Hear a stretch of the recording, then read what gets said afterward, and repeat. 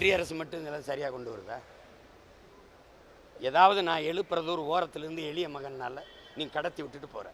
நீ பணம் செல்லாதுன்னு ஒரு நிலைப்பாட்டு எடுத்தில்ல, அதில் வென்றிருக்கியா? பணம் செல்லாது அப்படின்னு சொல்லும்போது ஒரு 50 நாளில் உங்களெல்லாம் சொர்க்கத்தில் ஒண்டி வைக்கிறேன்னு சொன்னால் ஆள் யார்? செத்து போய் பல ஆயிரம் பேர் சொர்க்கத்துக்கு போனானே ஒழிய அவன் நரகத்துக்கு போனானா சொர்க்கத்துக்கு போனான்னு தெரியாது. ஏதாவது சாதிச்சில்ல. நீங்கள் சொன்னது ஊழல் லஞ்சம் ஒழியும். நீங்கள் அறிவார்ந்த பெருமக்கள் என்னுடைய செவியை கேட்டுக்கொண்டிருக்க நீங்களே கேளுங்க. ஊழல் லஞ்சம் ஒழியும். நீங்கள் ஒழிஞ்சிருந்தா எதுக்கு இடி ரைடு இன்கம் டேக்ஸ் ரைடு போடுற? பதில் இருக்கா அவன்கிட்ட? இல்லை இல்லை. இந்த தீவிரவாதம் ஒழிஞ்சிரும்னா புல்வாமா மாவட்டத்திலையும் பகல்காமிலையும் தாக்குதல் எதுக்கு நடந்துச்சு? அப்போ ஒழியலை. அப்போ நீ பொய் சொல்லி ஏமாத்திட்ட. அப்போ என்ன பண்ணணும்?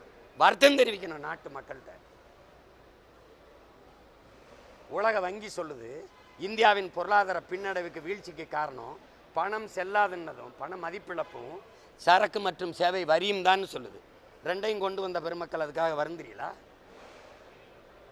சரி, ஜிஎஸ்டியை கொண்டு வந்தீங்க, பிறகு எதுக்கு உட்காந்து ஒவ்வொரு தடவையும் தேர்தல் வரும்போதெல்லாம் வரியை குறைக்கிறீங்க? எதுக்கு குறைக்கிறீங்க? குறைக்க சொன்னது யார்? ஏன் குறைக்கிறீங்க? மக்களை பாதிக்குது. பாதிக்கிற வரியை நீங்கள் கொண்டு வந்த அறிவு இருந்தால் கொண்டு வந்திருப்பியா? மக்களை பாதிக்கும்னு தெரிகிற ஒரு வரியை, குடிகளை பாதிக்கிற ஒரு வரியை ஒரு ஆட்சியாளன் செய்தால் அவன் ஆட்சியாளனா அநீதியாளனா? சொல்லுங்க. நீ என்ன யோக்கியதை உனக்கு இருக்குது அடுத்தவனை குறை சொல்ல? நீ கொண்டு வந்த சட்டத்தில் எது சரியாக இருந்திருக்கு? ஏன்னா தண்ணிக்கு ஓட்டிருக்கான்னு கேட்கக்கூடாது, தண்ணிக்கு வாக்கு இருக்கான்னு இல்லை. நாக்கு இருக்கிற எல்லாருக்கும் வாக்கு இருக்கு, வாக்கு இருக்கிற எல்லாருக்கும் ஒரு தாகம் இருக்கு.